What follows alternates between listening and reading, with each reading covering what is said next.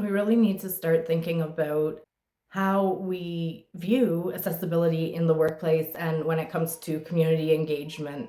Today, we live in a world where digital technology has blurred the lines between physical and virtual spaces. It's really perplexing to see that able-bodied people are rigidly adhering to in-person is better ideologies. Time to give that up, okay? This perspective, especially in employment and community events, often overlooks a significant portion of our society, individuals with chronic illnesses and disabilities. As somebody who navigates the world, the added challenge of being housebound multiple days a week, I've experienced firsthand the isolation that comes from a society built around able-bodied principles. Why are we still adhering to those? The myth of the in-person superiority needs to be eliminated from our workplaces, our communities, and we need to refrain from we make the best connections in person, or it's just not the same online mass as an ableist viewpoint that really disregards the realities of those due to health challenges or mobility issues that they cannot control. It's not their fault. Or trying to create situations that have better inclusivity. We also feel absolutely horrible when you keep pointing out that in-person connections are more valuable because it puts us in a place that says we are not valuable and our strengths and our skills are not the same because we're not able to be there in person. This common sentiment isn't the best way of going about it because it disregards the realities of those who, due to health issues, cannot participate in person. And it's a sentiment that privileges physical presence over meaningful engagement. This has nothing to do with ability to connect. It has to do with not being able to. It wasn't a choice, right? So the irony of effort and engagement.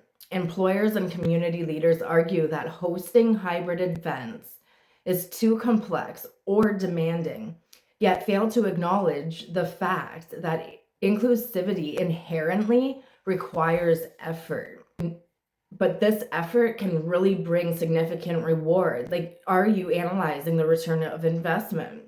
By actually creating an environment where everyone can participate, honestly, as a community, as a workplace, as a society, we can really tap into that broader range of experiences and perspectives, as well as talent, which will serve you well. Those with chronic illnesses are often master problem solvers. I know that I am. Life has necessitated finding creative solutions for daily challenges.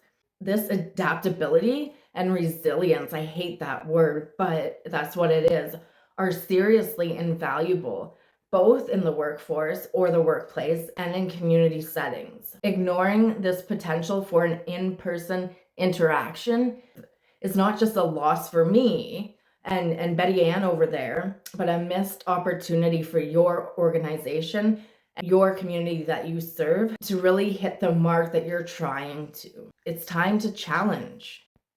You put so much effort into creating an in-person event. Why can't you? It's actually more simple to just set up a computer and a webcam and have those. So by embracing these digital platforms and hybrid models, we can actually create a more inclusive, accessible, and ultimately better environment for everyone to succeed and do the things that they want to do. So what can you do?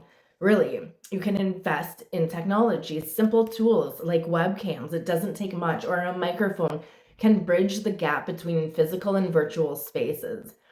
When you're planning events or meetings, consider accessibility from the start. That's the baseline, that is the foundation. And consider captioning, sign language interpretation, and ensuring all materials are accessible to those visual or auditory impairments. By doing this, you're able to really create an organizational or company culture that values understanding and adapting to the needs of all members. And that means that they're going to be able to adapt better to your organization, and overall, you're going to win. So it's not just for the people that can show up in person.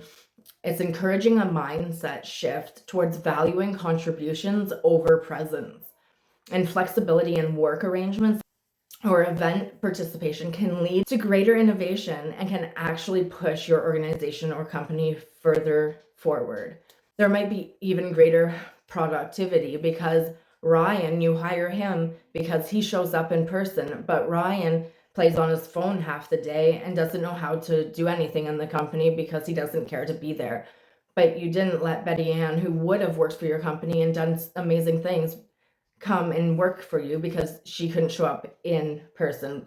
The world is changing and you need to change with it. That's the thing. We've had to adapt to our illness. So by valuing and integrating our perspectives and our viewpoints, when we have a chronic or terminal illness or a disability, we are not only adhering to principles of fairness and equity and outcomes, we can actually start functioning as a community. So let's not cling to the excuses. Instead, let's build bridges and communities that everyone can access regardless of their physical capabilities.